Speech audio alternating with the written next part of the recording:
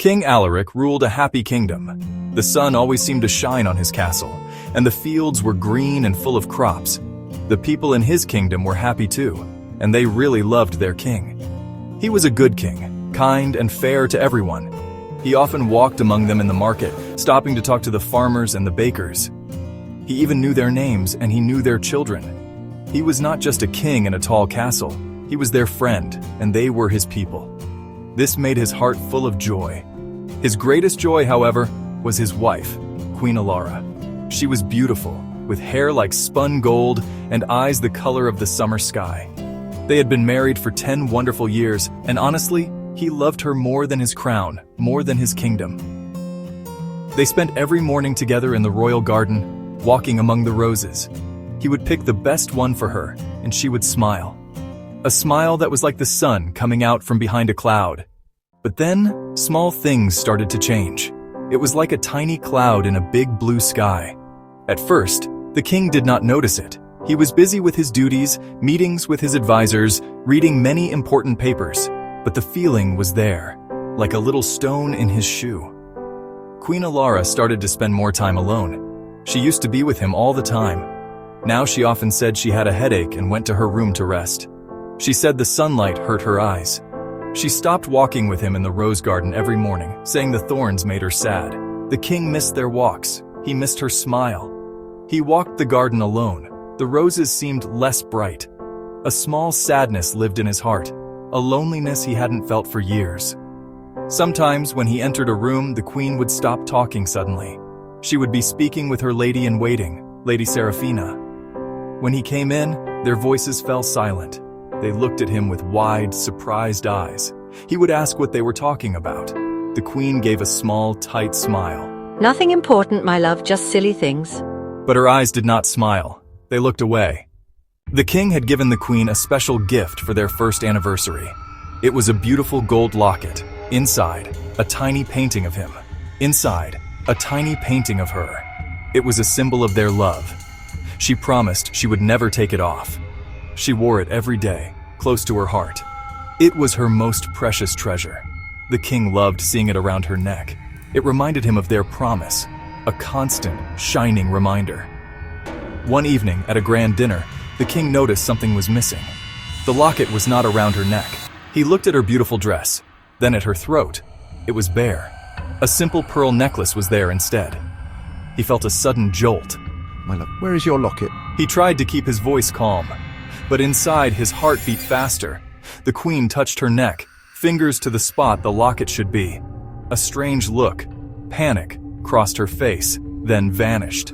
She forced a smile. It must be in my jewelry box. The clasp was loose. I gave it to my maid to be repaired. Her voice sounded smooth, but the king heard the small shake. Later that night, he couldn't sleep.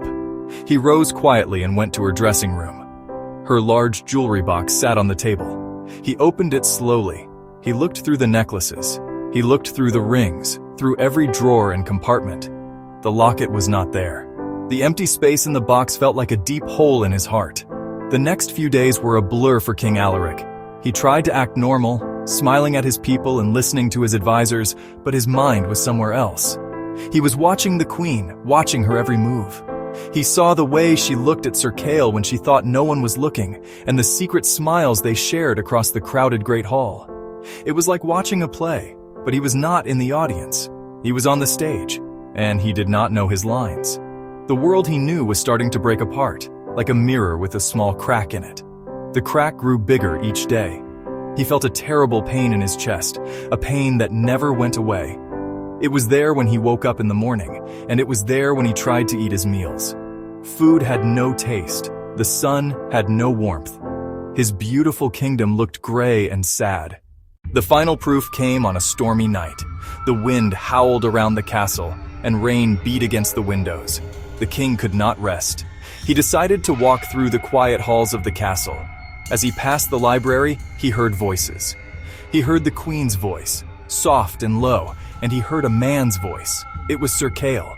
The king's heart stopped. He stood in the shadows, hidden by a large tapestry. He did not want to listen, but he could not walk away. He had to know the truth, even if the truth would destroy him completely. He pushed the heavy library door open. It made a loud creaking sound. King Alaric stood in the doorway, framed by shadow and rain. Queen Alara jumped apart. Sir Kale jumped apart. They were standing very close near the fireplace. The queen was holding something in her hand. The firelight glinted on it. It was the gold locket. Sir Kale had his hand on her arm. They both turned to look at the king. The queen's face was white with shock. Sir Kale's face was hard and defiant. The truth was there, in their eyes. No words were needed. The king did not go back to his royal chambers. He just couldn't bear to be in the room he had shared with her. So instead, he went to the highest tower of the castle, his study. He stood by the window and looked out at the storm. Wind and rain lashed the glass. The storm matched the one in his soul. Rage built inside him, hot and burning. He swept his arm across the large oak desk, sending items flying. Maps, books, papers. An ink pot shattered against the wall, leaving a dark stain like a wound. He sank into the chair and buried his face in his hands. He considered his options. He was king. He could act. Throw Sir Kale into the darkest dungeon. Banish the queen from the kingdom forever. Execute them both for treason. The thought brought a brief, dark satisfaction. But as night wore on, anger cooled into an empty, vast coldness. What would punishment truly achieve? It would not mend his shattered heart. It would not bring back what he'd lost. He remembered the queen's face. White, shocked, fearful. He imagined a single tear falling to the floor. He had loved her once. Maybe part of him still did. Confusing, painful. The long, cold night passed. The king sat alone in the dark, lost in his grief. When the sun rose, the storm had passed. The first rays of light came through the window of the tower. They fell on the mess on the floor. They fell on the king's tired face. The light did not make him feel better. It only showed him the broken pieces of his world more clearly. He had not slept at all. He felt old and weary. He knew he could not stay in the tower forever. He was still the king. He called for his most trusted advisor, Lord Valerius. Valerius had served the king's father before him. He saw the mess on the floor. He saw the pain in the king's eyes. He did not ask any questions. He just waited. The queen has been unfaithful. The words were hard to say. He told Valerius everything. He told him about the locket. He told him about the whispers. He told him about the scene in the library. Lord Valerius listened patiently. He did not show any surprise. When the king finished, Valerius nodded slowly. "What will you do, Your Majesty?" he asked gently. The king looked out the window at his kingdom waking below. People were starting their day. They did not know that their king's world had fallen apart. "I will not have a public execution," the king said. "I will not turn this into a circus for the gossips." The king made his decision. He sent a message to the queen. She was to pack and leave the castle by noon. She would be sent to a small, quiet convent by the sea. She would live there for the rest of her days. She would not be a prisoner, but she would never be queen again. As for Sir Kale, he was stripped of his rank. He was banished from the kingdom forever. He was to leave by sunset and never return. Life in the castle changed completely. The queen was gone. Sir Kale was gone. A heavy silence fell over the halls where there used to be laughter and music. The servants moved quietly, their eyes downcast. They all knew what had happened, even though no one spoke of it. King Alaric was now the king alone. He ate his meals in the great hall by himself. The long table felt huge and empty. The chair where Alara used to sit was a painful reminder of his loss. He threw himself into his work. He spent all day, every day, ruling his kingdom. He met with advisors. He read reports. He made decisions. He worked until he was too tired to think. He was too tired to feel. But at night, when the castle was quiet, the memories would return. He would lie awake in his large, empty bed and stare into the darkness. One day, while looking through old papers, King Alaric found a letter. It was from the convent by the sea.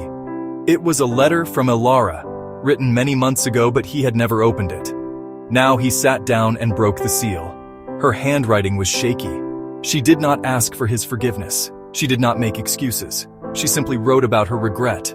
She wrote about the terrible mistake she had made. She wrote that she prayed for his happiness every day. She said she knew she had destroyed something beautiful and that she would live with that sorrow forever. Reading her words did not erase the pain, but it changed something inside him. He realized that holding onto his anger was like holding a hot coal. It was only burning him.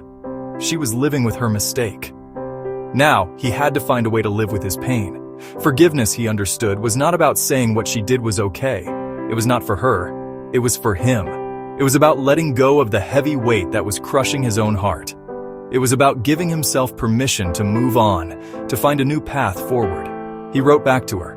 It was a short letter. He told her he had read her words. He told her he wished her peace. It was a small step, but it was a beginning. He was a wiser, stronger man, a king who had walked through the darkest hour and found his way back to the light.